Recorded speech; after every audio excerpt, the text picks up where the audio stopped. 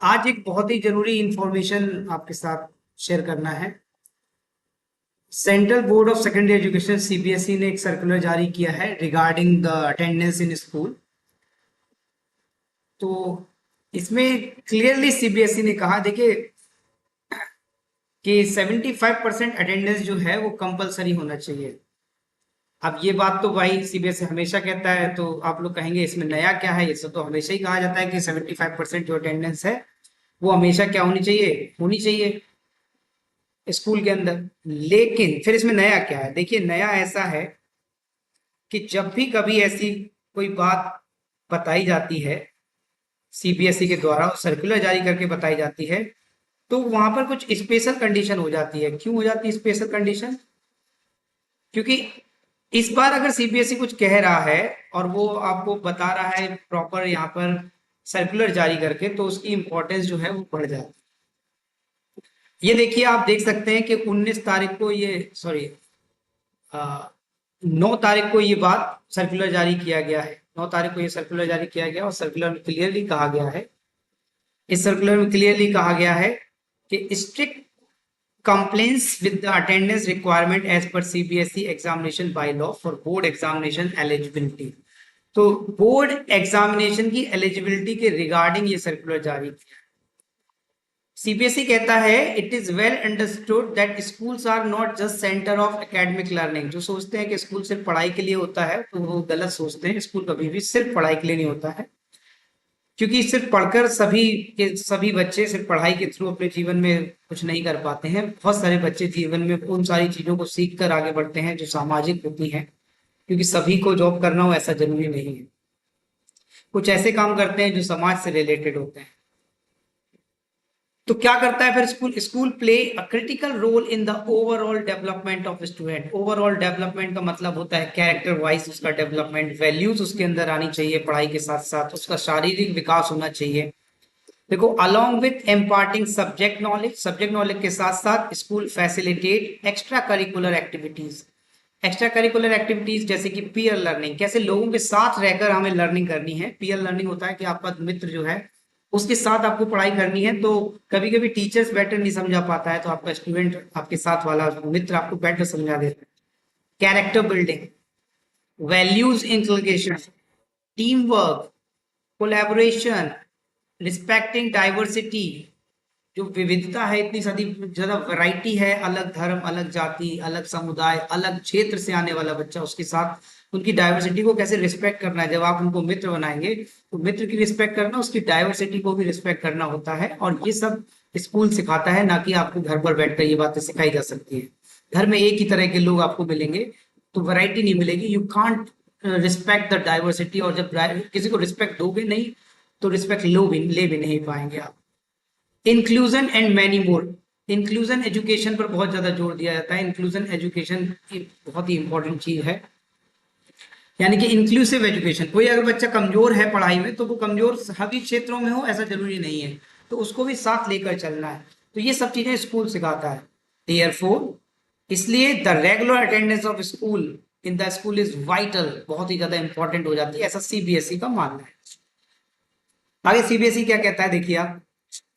CBSE clearly कह रहा है कि minimum 75% of attendance, 75% attendance mandatory है, जिसमें कोई भी कोताही नहीं बरती जाएगी, कोई भी इसमें रिलैक्सेशन नहीं माना जाएगा। और 25% रिलैक्सेशन है। ये भी रिलैक्सेशन ऐसा नहीं है कि आप अपनी मर्जी से आए और अपनी मर्जी से घर पे बैठ गए, ऐसा नहीं है।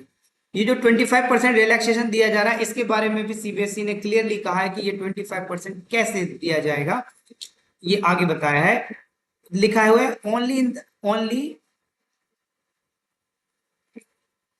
Only in case of exigencies such as medical emergency. अगर आपको कोई मेडिकल इमरजेंसीज है तो ही आपको 25% रिलैक्सेशन दिया जाएगा। पार्टिसिपेशन इन नेशनल और इंटरनेशनल स्पोर्ट्स, अगर आप किसी नेशनल स्पोर्ट्स में या इंटरनेशनल स्पोर्ट्स में पार्टिसिपेट कर रहे हैं, in that on that ground you will be provided this 25% relaxation and other serious reason। कोई अदर सीरियस रीजन है, सीरियस रीजन कई होता है, ये नहीं कि आपको शादी में जाना है, बारात में जाना है। इन दैट केस ये रिलैक्सेशन आपको नहीं दिया जाएगा। यहाँ पर कहा जा रहा है कि inform students and parents, in students और पेरेंट्स को ये बात क्लियरली बता दी जाए कि all students and parents must be made aware of the mandatory 75% attendance requirement. उनको क्लियरली ये बात बता दी जाए 75% जो अटेंडेंस है वो आपको रिक्वायर्ड है, ऐसा आपको स्कूल में बताया भी जाता होगा।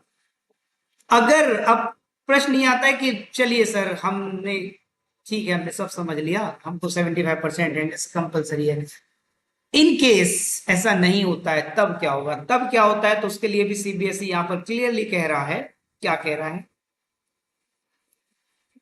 कह रहा है कि ये देखिए आप, इंस्पेक्शन, 5वां क्लॉज आप पढ़िए, inspection by the CBSE, the board में conduct surprise inspections to verify students attendance records during such inspection if it is found that the record are incomplete or if it is manifest that students have not been attending regularly, the school may face strict action। School तो strict action face करेगा ही करेगा। अगर board ने inspection किया surprise और बच्चा नहीं पाया गया अपनी अटेंडेंस को कंप्लीट करता हुआ, तो स्कूल पर तो एक्शन ही होगा। लेकिन यहाँ पर बोल्ड लेटर्स में क्लियरली लिखा गया है कि स्कूल के साथ साथ स्टूडेंट्स पर भी एक्शन लिया जाएगा। द स्टूडेंट में B disqualified from appearing in the board exam. आपको क्लियरली बोर्ड एग्जाम से डिस्क्वालीफाई कर दिया जाएगा।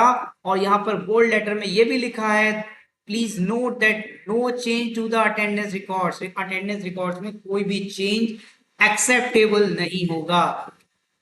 तो अगर आपके स्कूल में कभी भी इंस्पेक्शन होता है सीबीएसई के द्वारा, जो कि सरप्राइज इंस्पेक्शन होगा, और अगर आप पाए जाते हैं वहां पर आपकी अटेंडेंस रजिस्टर में आपकी अटेंडेंस अगर नहीं है 75%, तो बोर्ड क्लियरली कह रहा है कि आपको बोर्ड एग्जाम से डिस्क्वालीफाई कर दिया जाएगा। आप घर पर ही रहिए, घर पर ही बैठकर जहां पढ़ रहे हैं वहीं एग्जाम दीजिए, बोर्ड आपको अलाउ नहीं करेगा।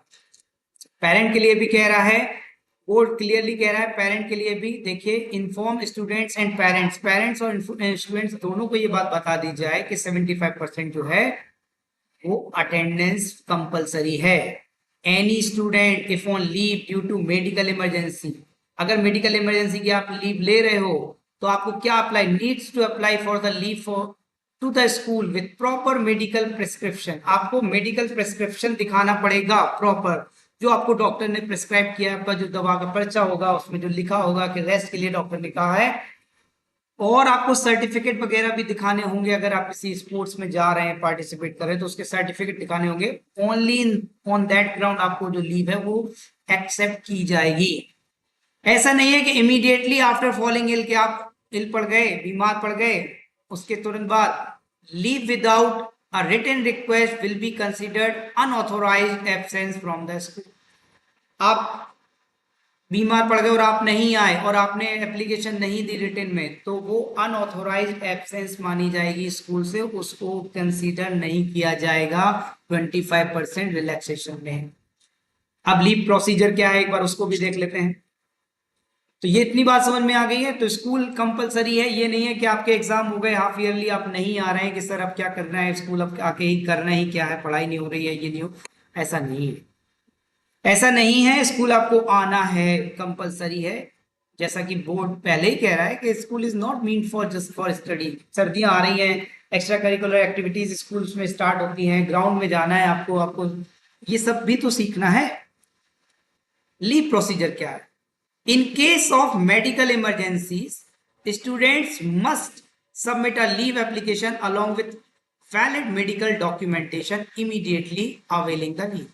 अगर आपको लीव का फायदा उठाना है तो आपको लीव तभी मिलेगी जब आप तुरंत ही लीव एप्लीकेशन, साथ ही साथ उसके साथ क्या, मेडिकल डॉक्यूमेंटेशन आप स्कूल में सबमिट करते हैं। For other reason student must inform the school of their absence with a valid reason and only in writing। only in writing, only in writing का मतलब है ये नहीं कि आपने क्लास टीचर को फोन कर दिया आपकी यहाँ पर कंसीडर कर ली गई, बिल्कुल भी नहीं। केवल राइटिंग में valid application, proper application with parent sign, principal sign submit होनी चाहिए स्कूल के अंदर। स्कूल में वो रिकॉर्ड आपका सेव होना चाहिए, तभी आपकी एप्लीकेशन मानी जाए। ये नहीं कि सर हमने तो फोन कर दिया था आपको, फोन कर दिया था हमने सर क्लास टीचर को, और क्लास टीचर को फोन कर दिया था तो हमें छुट्टी मिल गई, बिल्कुल भी नहीं। वो फोन अगर आपने क्लास टीचर कर दिया, class teacher will not be responsible if CBSE is taking any action against. Clear. साथ ही साथ if it is observe that at the time of sudden inspection, अगर सडन इंस्पेक्शन के समय school by the CBSE students are absent without proper leave record, देखो clearly दिखा है, अगर आप एब्सेंट हैं बिना लीव रिकॉर्ड के, इट विल बी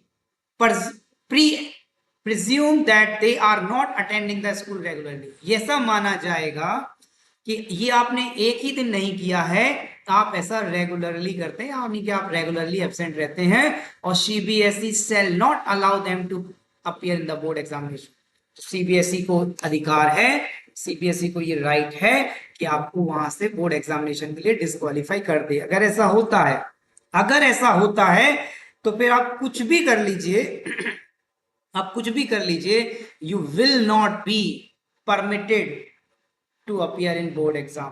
क्लियर बात है ये। अटेंडेंस की मॉनिटर की जाएगी, school must regularly monitor and maintain accurate attendance record. School को भी चाहिए कि वो जो अटेंडेंस रिकॉर्ड है, रजिस्टर है जो होता है स्कूल में प्रेजेंटली लगाई जाती है, उसको प्रॉपर मेंटेन रखें। Attendance register should not be updated daily, should be updated daily, daily update होना चाहिए, signed by the class teacher and the competent authority of the school. जो भी अथॉरिटी है स्कूल की, वाइस प्रिंसिपल है, उनके sign होने चाहिए। And be readily available for the inspection by CBSE. हमेशा अगर सीबीएसई आती है तो वो रजिस्टर एकदम मेंटेन होना चाहिए। सभी स्कूल को चाहिए कि सारे रजिस्टर, ये नहीं कि 10th और 12th, आपको 10th और 12th की सिर्फ मान्यता नहीं, आपके स्कूल में सभी क्लासेस की मान्यता है, तो आपको चाहिए कि वो रजिस्टर जो है वो एकदम से रेडी होने चाहिए। सीबीएसई कभी भी आ जाए, ऐसा नहीं कि हम कल कर लेंगे परसों, आपको उसी समय एट द टाइम आपको दिखाना होगा। साथ ही साथ यहाँ पर लिखा है पेरेंटल कम्युनिकेशन, पेरेंट को भी चाहिए in case a student frequently misses school too और fails to meet the attendance requirements, the school should notify the parent in writing, stressing the importance of regular attendance and informing that failure to comply may result in the student being disqualified from appearing the board exam। School को चाहिए अगर कोई बच्चा absent हो रहा है तो वो राइटिंग में एक नोटिस भेजे स्कूल की तरफ से पेरेंट्स को कि आपका बच्चा प्रेजेंट नहीं है, तो उनको बताए कि stressing the importance of regular attendance, के रेगुलर अटेंडेंस की क्या इंपॉर्टेंस है, बोर्ड ने क्या सर्कुलर जारी किया, ताकि वो आए और वहां पर अपनी बात को रखें स्कूल, ताकि बच्चों की जो अटेंडेंस है वो पूरी की जा सके। तो देखिए ये सीबीएसई जब जब ऐसा हमेशा सर्कुलर जारी नहीं करती, अगर सर्कुलर जारी किया है तो बात को सीरियसली लिया जाए, और बात सीरियसली सिर्फ सीरियसली ना लिया जाए, ऐसा मानकर चला जाए कि सीबीएसई ऐसा करेगा, कभी भी आपके स्कूल में इंस्पेक्शन हो सकता है। और अगर इंस्पेक्शन हुआ और आप वहां पर पाए गए absent without any prior information, without any prior written information, तो आप ये मानकर चलिए आप बोर्ड का एग्जाम नहीं दे पाएंगे। ये बात एकदम क्लियर मानकर चलिए।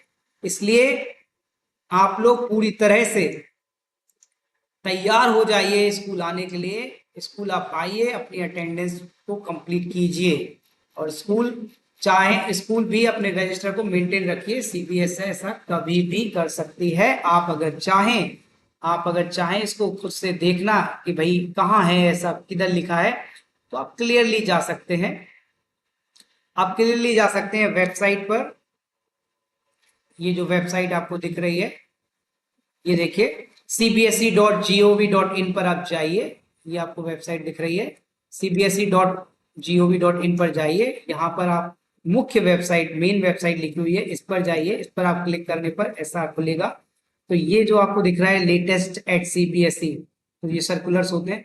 यहाँ पर आप नीचे जाइए, ये लिखा हुआ है strict compliance with attendance requirement as per CBSE examination. इसको जब आप खोलेंगे तो ये आपके सामने पीडीएफ आ जाएगी, आप खुद भी इसको डाउनलोड करके पढ़ सकते हैं। Thank you, have a nice day.